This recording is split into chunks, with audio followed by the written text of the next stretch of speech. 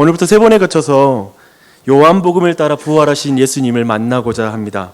오늘 우리가 살필 본문은 이렇게 시작합니다. 이날 곧 안식 후 첫날 저녁 때에 있었던 일에 관한 그런 말씀입니다. 이날은 예수님이 부활하신 날이죠. 그날 저녁에 있었던 일입니다. 요한은 이렇게 시간을 이렇게 알려주고 이렇게 말씀을 전개해 나가고 있습니다. 지금 제자들은 유대인들을 두려워하여 자신의 모인 곳의 문을 꼭 닫고 두려움에 지금 떨고 있습니다. 이 장면을 여러분이 좀 자세하게 그리고 좀 생동감 있게 이해하려면요, 이제 새벽 미명에 막달라 마리아에게 있었던 일에 대강을 알 필요가 있습니다. 마리아는 예수님의 시체가 사라진 빈 무덤 앞에서 슬퍼서 울기 시작합니다. 계속 울죠. 근데 울고 있는 마리아의 곁으로 마리아가 볼 때 무덤 안에 흰옷 입은 두 천사가 나타납니다. 그리고 그가 어찌하여 우느냐라고 이렇게 마리아에게 질문합니다. 마리아는 너무 슬픈 나머지 그 슬픔이 눈을 가리워서 천사를 알아보지 못해요. 그 순간 부활하신 예수님께서 뒤편에 서시다가 그에게 가까이 서 계십니다. 하지만 마리아는 예수님이 서서 계신 것을 보고도 예수님이신 줄 알지 못했다라고 요한은 설명하고 있습니다. 지난주에 우리가 엠마오로 내려가는 두 제자의 모습을 봤잖아요. 예수님이 가까이 그들과 함께 계시는데 그들이 예수님인 줄 알아보지 못했다라고 하는 그 장면이죠. 네, 그것과 동일한 장면입니다.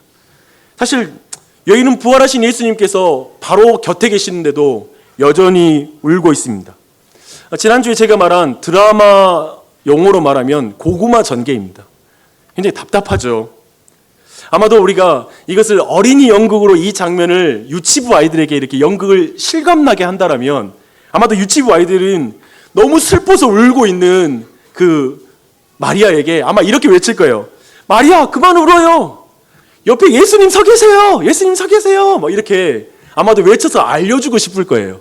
왜냐하면 정말 부활하신 예수님께서 옆에 계시는데 그렇게 계속 예수님이 죽었다고 생각하며 슬퍼하는 것은 너무나 답답한 모습이기 때문에 그렇습니다. 근데요, 마리아는 부활하신 예수님께 아주 무례한 질문을 합니다. 이렇게 질문해요. 주여, 당신이 예수님 시체를 옮겼다면 어디 두었는지 말해주세요. 좀 이해되세요? 왜 무례한지? 지금 부활하신, 그래서 살아계신 예수님이 곁에 계시는데 그분한테 예수님 시체를 내놓으라고 이렇게 요구하는 거예요. 굉장히 무례한 장면이죠. 이 질문을 듣는 순간 사실은 맙소사, 왜 저래? 정말 마리아 정말 구제불능이다. 아니, 눈 뜨고도 봉사네? 라고 이렇게 생각이 드는 것이죠. 요한이 지금 이 모든 장면에서 전하고 싶어하는 핵심은 뭐냐면 마리아가 스스로의 힘으로 부활하신 예수 그리스도를 알아보지 못한다라는 것입니다. 이게 지금 이 이야기의 굉장히 중요한 핵심이에요. 그리고 스스로 자신을 채우고 있는 슬픔과 죽음의 그 슬픔을 사람은 결코 거기서 헤어나올 수 없다. 그 슬픔에서 스스로 벗어날 자가 없다라는 걸 여실히 보여주는 장면이 바로 이 마리아가 울고 있는 이 장면입니다. 근데요, 이런 마리아에게 예수님께서 아주 감동적인 말씀을 하십니다. 그 말씀이 이거예요. 마리아야, 길지 않습니다. 그냥 한마디 말을 합니다. 마리아야. 그 말씀이 마리아의 눈을 뜨게 해요. 그리고 예수님을 알아보게 만들어요. 마치 엠마오로 내려가던 두 제자가 예수님께서 구약의 말씀을 풀어서 그것이 예수님을 가리키신 거라는 것을 알려줬을 때 마음이 뜨거워졌고, 그리고 예수님이 떡을 축사하여 그에게 주자 그 떡을 먹고 눈이 밝아진 것처럼 예수님이 이 한 말씀, 마리아야 라는 이 말이 그 마음에 들어가 뜨거워 예수님을 보게 된 줄 믿습니다. 부활하신 이 예수님을 이제 마리아는 보게 됩니다. 저는 이 부활하신 예수님, 그분이 이 부활의 주일 아침에 여러분에게 동일한 은혜를 부어주기를 간절히 소망합니다.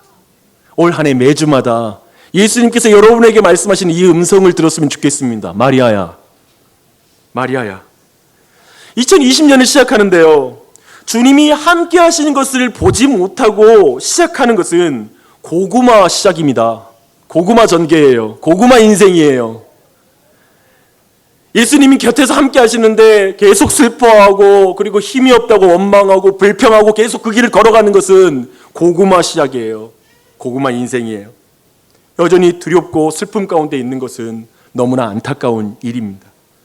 우리 구주 예수님이 정말 좋으신 것은 그런 마리아의 곁에 오셔서 그녀의 눈을 뜨게 해주신다는 사실입니다. 오늘도 그 일이 일어날 것이고요. 오늘도 우리의 눈을 뜨게 해주셔서 정말 예수님이 우리 안에 계시구나, 부활하신 예수님이 바로 여기 계시구나 라는 사실을 보는 그 믿음의 역사가 일어나기를 바랍니다. 그리고 예수님은 마리아에게 이렇게 부탁합니다. 마리아야, 계속 나만 붙들고 있으면 안 돼. 여전히 슬퍼하고 있는 내 형제, 그리고 두려움에 떨고 있는 내 제자들에게 가서 내가 십자가에 달려 죽은 내가 부활한 것과 그리고 다시 승천할 것을 그들에게 알려줘라 라고 이렇게 이제 마리아에게 말을 부탁합니다. 마리아는 분명 순종했을 것입니다. 아마도 이 일은 언제 일어났을까요? 아마 그날 아침에 이 모든 일이 일어났을 것입니다. 그렇죠? 새벽 미명부터 이 일이 시작됐으니까요. 그렇다면 이날 곧 안식구 첫날 저녁 때에 제자들이 여전히 유대인들이 두려워 문을 꼭 잠그고 있는 이 장면은 굉장히 우리에게 더욱 의미 있게 선명하게 와닿는 이제 시간이 되는 것이죠. 제자들은 여전히 천사들을 통해 전달받은 예수님의 부활의 증언과 그리고 부활하신 예수님께서 직접 나타나 마리아에게 나타나서 말씀을 제자들에게 전해준 그 말씀에 대해서 도저히 믿지 못하고 있습니다. 그걸 받아들이지 않은 것이죠. 어쩌면 그 여인들이 너무 슬픈 나머지 헛것을 봤다라고 이렇게 생각하면서 이 모든 증언에 대해서 무시했을 것입니다. 또 나중에 저녁 무렵에 엠마오로 가던 두 제자가 와서 자신들이 부활하신 예수님을 만났다라고 또 증언을 했습니다. 그것 또한도 믿지 않았습니다. 이 내용은 마가복음 16장에 나온 내용입니다. 정말 답답한 일입니다. 너무 답답하죠. 그리고 계속해서 갖은 계략과 모함으로 예수님을 잔인하게 죽인 저 유대인들이 자신들을 찾아내 죽이지 않을까 두려워서 벌벌 떨고 있습니다. 예수님의 시체가 사라진 것은 아마도 예수님을 따르는 제자들에게 죄를 뒤집어 쓰여서 우리 전체를 잡아 죽이는 그런 계략이 아닐까. 어쩌면 이런 복잡한 계산을 하면서 두려워 떨면서 지금 집안에 들어가 있었을 것입니다.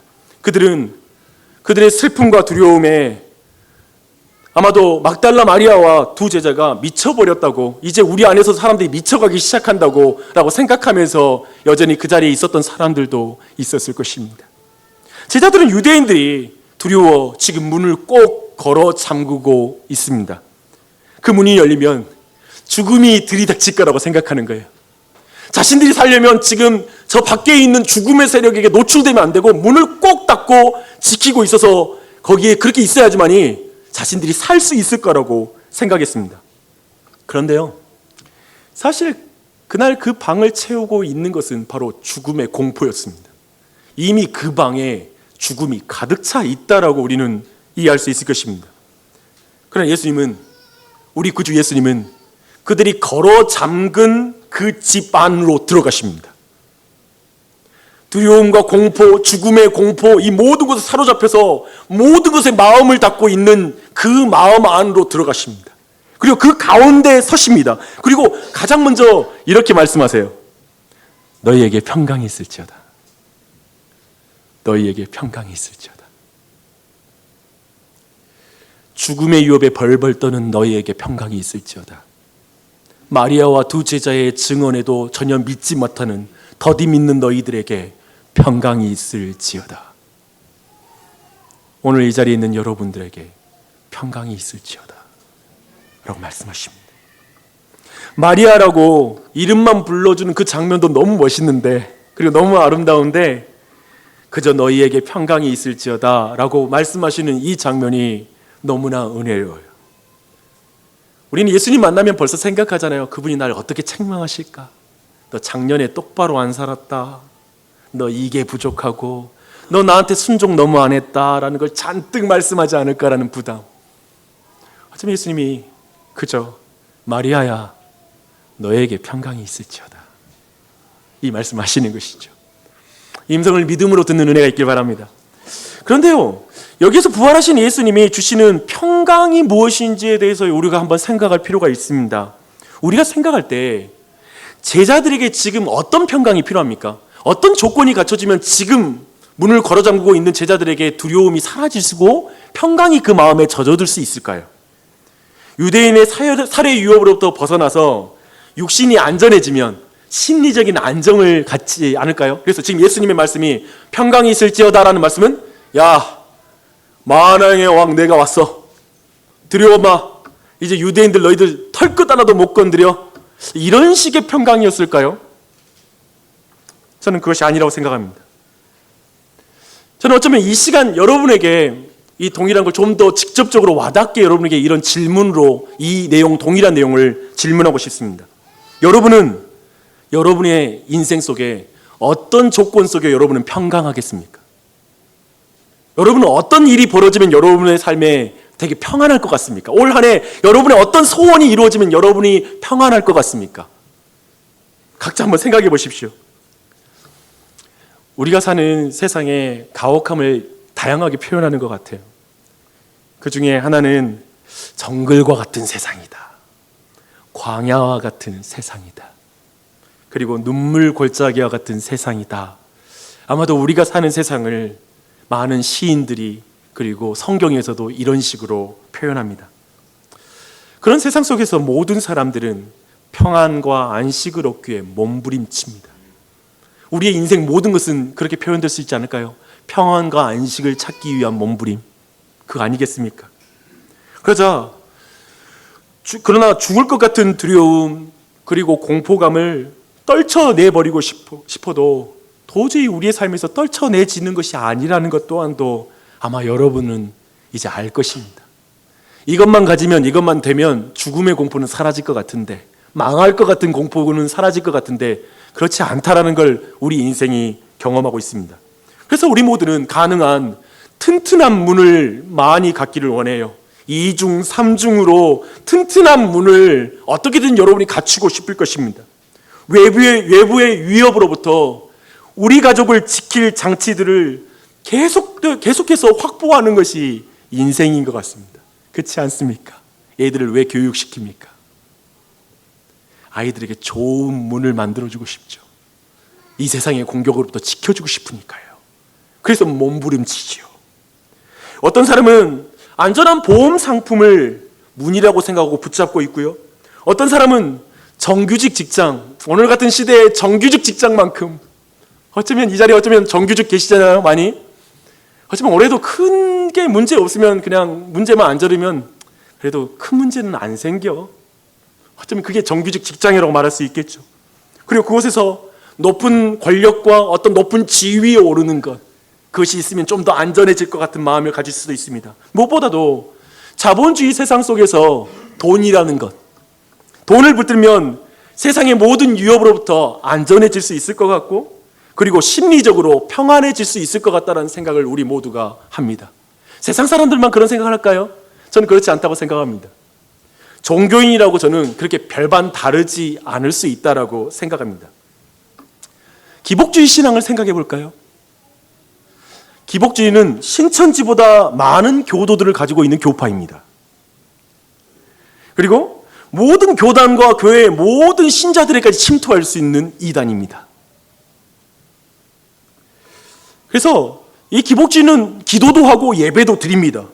하지만 돈과 물질을 얻기 위해 하나님을 동원합니다. 하나님을 수단으로 삼습니다. 진짜 내 목적은 돈과 그리고 내가 가지고 싶어하는 성취이죠.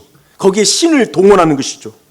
그래서 결국 돈과 물질이 나에게 평안을 준다는 생각은 세상 사람들도 생각하지만 종교 안에 들어와 있는 사람, 교회 안에 들어와 있는 사람에도 그런 동일한 생각을 가질 수가 있습니다. 돈 외에 학벌일 수 있고요. 그래도 어느 실력일 수 있고요. 어떤 내용이 될 수 있겠죠. 어쩌면 그런 분들은 2020년을 시작할 때 이 한 해 하나님이 당신과 함께합니다 라는 말이 공허하게 들릴 수 있습니다. 이 말보다는 올 한 해 손에 돈뭉치를 두고 있는 하나님이 당신과 함께합니다. 아멘. 이렇게 심각하라는 분위기는 아닌데 우리의 분위기는 그럴 수 있어요. 돈뭉치를 들고 있는 하나님 나와 함께 해주세요. 완전히 돈만 바라는 건 적나라하게 내 본성이 드러난 것 같고 하나님 함께 하시는데 돈뭉치를 들고 있어야 되는. 다시 질문을 드립니다. 어떤가요? 당신은 무엇으로 평강을 얻을 수 있겠습니까? 당신은 어떤 조건으로 행복할 수 있겠습니까? 도대체 예수님이 주시는 내가 너희에게 평강을 주노라 라고 하는 그 평강은 도대체 어떤 평강입니까? 근데 그 평강의 특징이 28절에 나와 있습니다. 너희가 누구의 죄든지 사하면 사하여질 것이요 누구의 죄든지 그대로 두면 그대로 있으리라. 예수님은 지금 제자들에게 매우 근본적인 평강의 복음을 전하라고 그 사명을 주시는 말씀이기도 합니다. 근본적인 평강, 이 평강은 죄가 사하여지는 것과 관련된 평강이라고 성경은 증언하고 있습니다. 부활하신 예수님은 인간의 궁극적인 평강은 죄가 사하여지는 것과 관련이 있는 평강이다라고 우리에게 분명하게 알려주고 있습니다. 저는 이 평강이 여러분에게 있기를 간절히 기도합니다.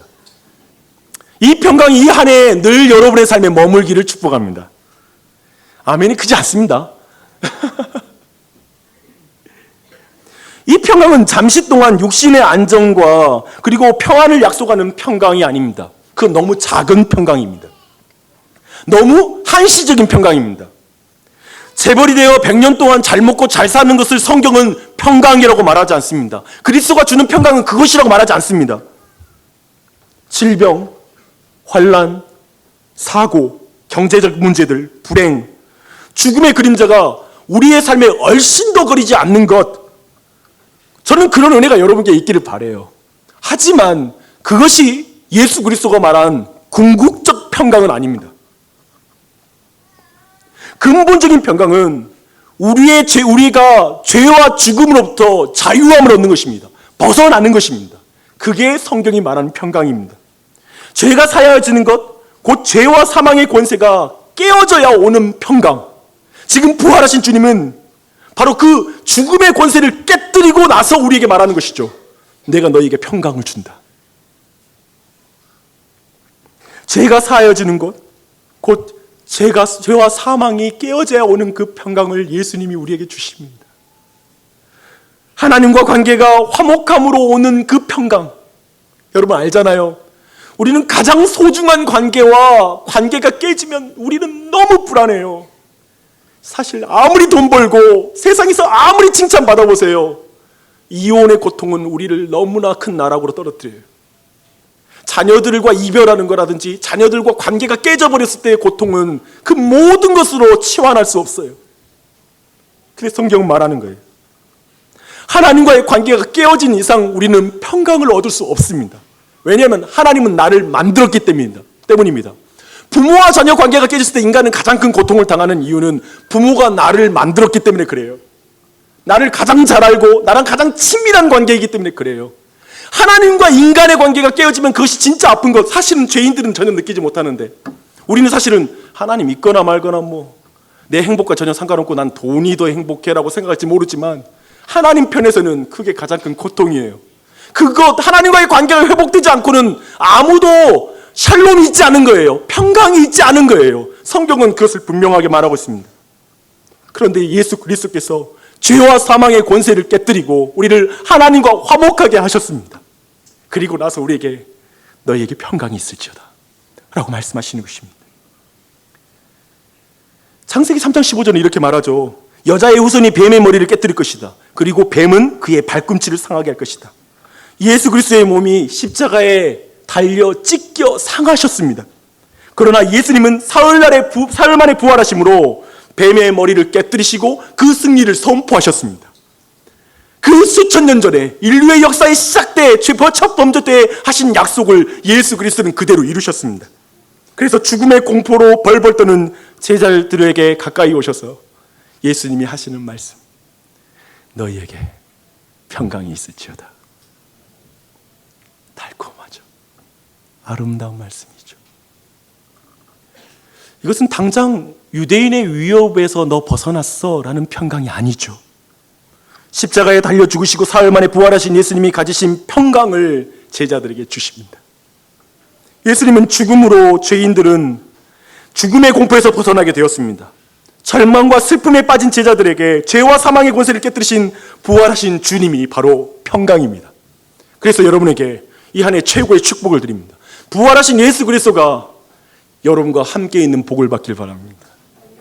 그분의 음성, 마리아야 내가 너에게 평강이 있을지어다. 그 음성을 듣는 은혜가 있길 바랍니다. 주 안에 사랑하는 여러분, 어떤 이는 죽음도 생의 일부이다 라고 말하면서 죽음의 공포를 이기려고 합니다. 그러한 종교가 있죠. 또 어떤 철학자는 이렇게 말합니다. 어차피 모든 사람은 죽어요.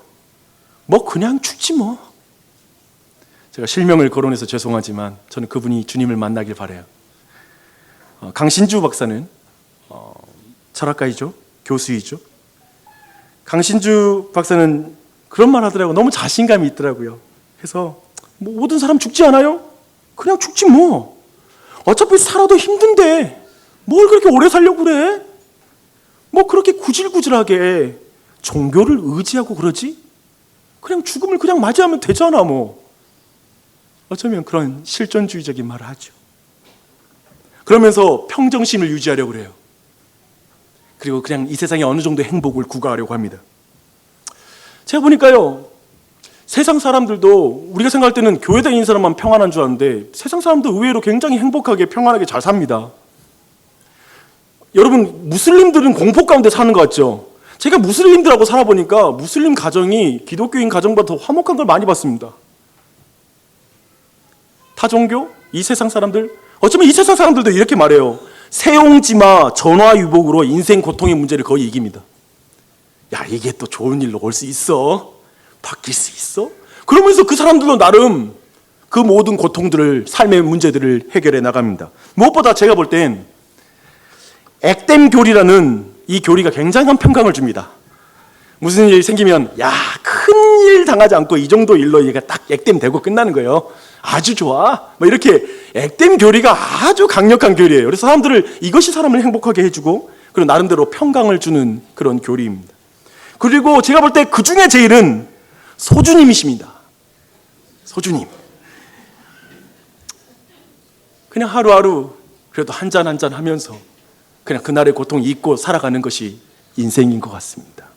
저 개인적으로 우리 주님 못 만나고 진정한 주님 못 만났을 때 소주를 만나지 않고 어떻게 인생을 이길까? 개인적으로 소주 안 마시는 분들이 이해가 안 돼요. 예수 안 믿고 소주 안 마시는 분. 저는 정말 술고래가 됐을 것 같습니다.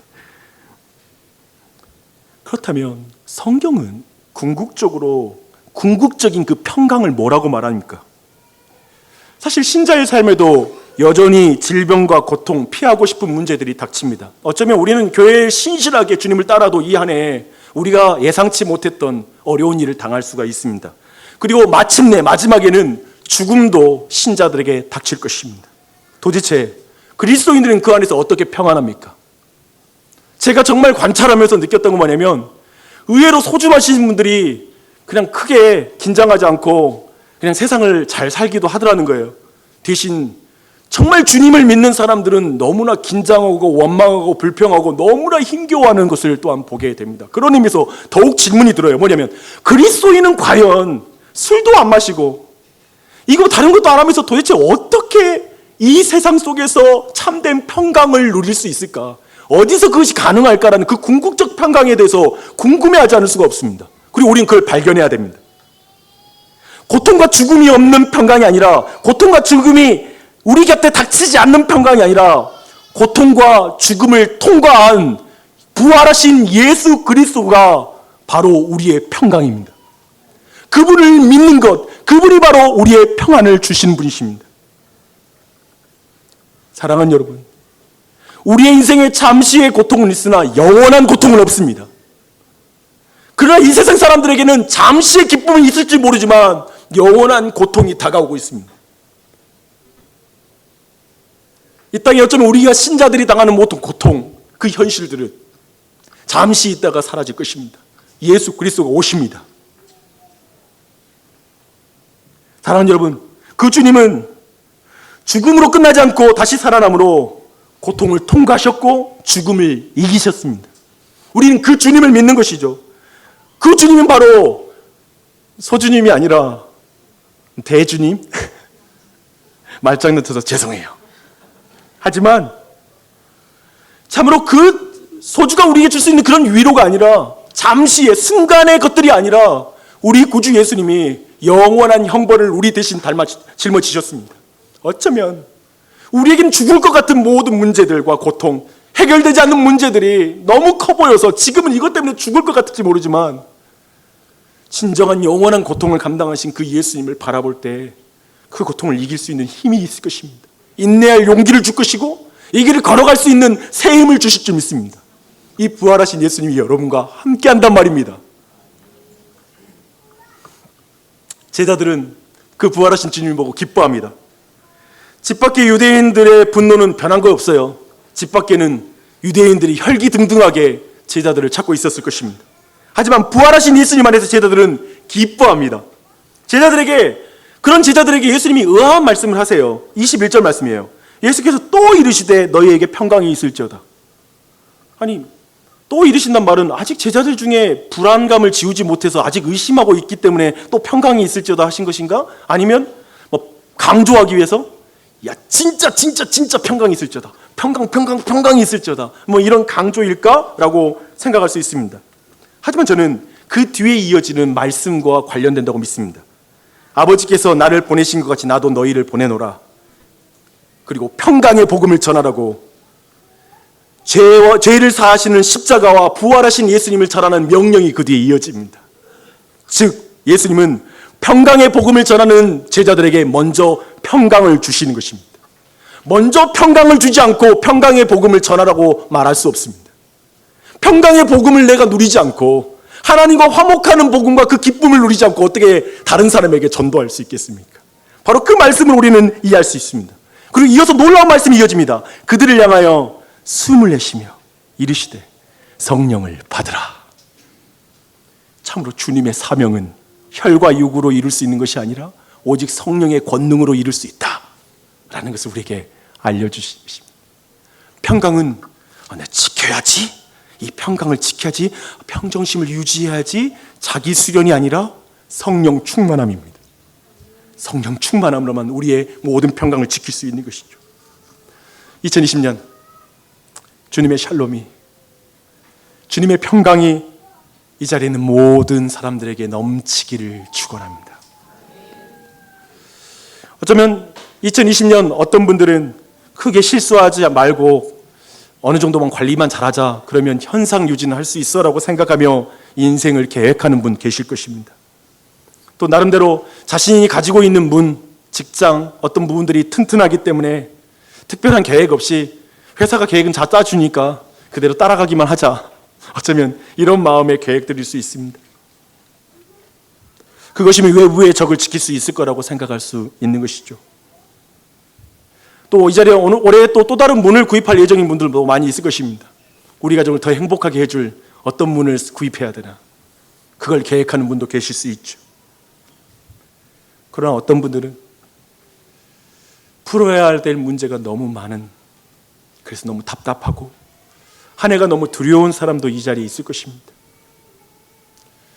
내 삶의 문은 다 열려 있어서 언제든지 조금만 바람이 불면 넘어질 것 같은 경제적인 상황, 힘겨운 환경, 관계들, 조그만 이 관계에 흔들리면 무너져 버릴 것 같은 관계들 때문에 아파하는 사람들도 있을 것입니다. 어쩌면 그런 두려움 속에서 마음의 문을 꼭꼭 닫고 주님이 곁에 계시는데 그분을 보지 못하고 근심하고 슬퍼하고 염려하면서 서 있는 사람이 있을 수 있습니다. 저는 그런 이에게 여러분이 문을 닫아도 그 안에 들어오시는, 그 가운데에 들어오시는 예수 그리스도를 만나는 은혜가 있길 바랍니다.